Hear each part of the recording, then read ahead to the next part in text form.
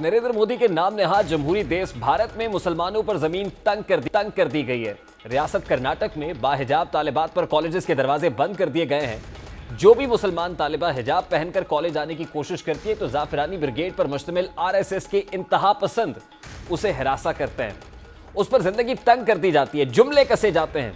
1.5 माह से कर्नाटक की तालिबात हिजाब पर पाबंदी के खिलाफ सरापा एहतजाज है।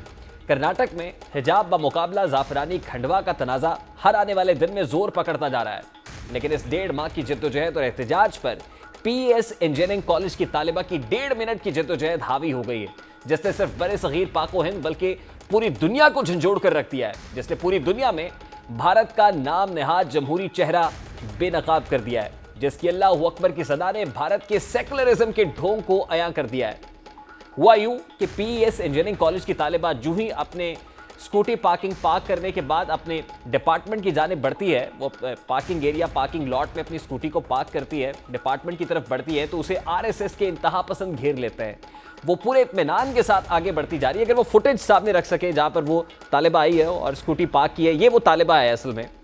जब जाफरानी ब्रिगेड के नारे नाकाबिले बर्दाश्त हो जाते हैं तो ये तालिबा उनके सामने सीना तान कर खड़ी हो जाती है और अल्लाह अकबर के नारे बुलंद करती है। ये तालिबा जिसे पूरी दुनिया शेरनी के नाम से मुखातिब करती है, थोड़ी देर रुकती है, जय श्री राम के जवाब में नारे तकबीर बुलंद करती है, फिर आगे बढ़ती है, उसे दोबारा रोका जाता है और दोबारा नारे तकबीर बुलंद करके आगे बढ़ जाती है। गोया वो यूं कह रही हो कि मफामत न सिखा जबरे नारवा से मुझे, सर बकफ हूं लड़ा दे किसी बला से मुझे। हुआ क्या, जरा उसका एक मंजर आपके सामने भी रखता है। अल्लाह अकबर की सदाएं वो पूरी दुनिया में गूंज रही हूं, जैसे कि एक नेहत्ती तालिबा है, उसका कसूर सिर्फ ये है कि उसने बुर्का पहन रखा है, उसने हिजाब कर रखा है, सिर्फ उसका ये कसूर है।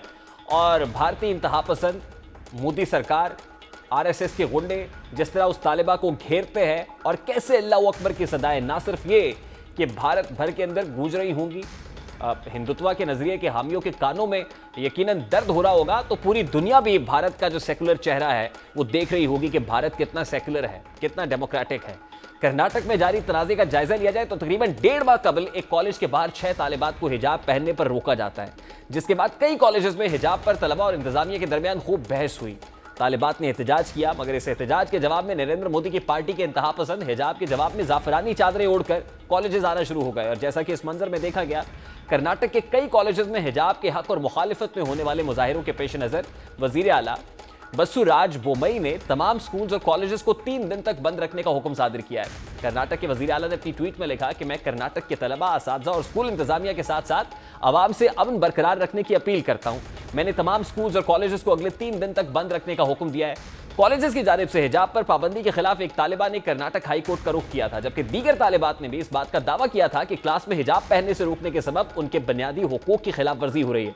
उधर आज हिजाब को लेकर कर्नाटक में जारी तनाज़े के दरमियान कर्नाटक हाई कोर्ट ने रिमार्क्स दिए कि बैनुल-अक़वामी बरादरी हमें देख रही है और ये अच्छी बात नहीं है। कोर्ट ने कहा कि सरकार तलबा को 2 महीने के लिए हिजाब पहनने की इजाज़त देने की दरख्वास्त से मुत्तफिक नहीं है, वो इस मामले को मेरिट पर उठाएगी। जस्टिस कृष्णा एस वीक्षित की सरबराही में कायम बेंच ने रिमार्क्स दिए कि सरकारी फैसले की मुखालिफत हो रही है और तलबा सड़कों पर हैं, सभी वाक़यात पर नजर रखी जा रही है।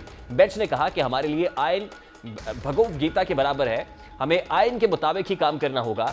मैं आइन की हल्फ लेने के बाद इस सूरत हाल पर आया हूँ कि इस मामले पर जज्बात को अलग रखकर सोचा जाना चाहिए। बेंच ने कहा कि सरकार कुरान के खिलाफ फैसला नहीं दे सकती, पसंद की ड्रेस पहनना बुनियादी हक है, हालांकि सरकार बुनियादी हुकूक पर पाबंदी लगा सकती है। यानी एक तरफ कोर्ट का डिसीजन है, दूसरी तरफ आरएसएस के गुंडे हैं और मोदी सरकार का चेहरा पूरी दुनिया के सामने आया हो रहा है।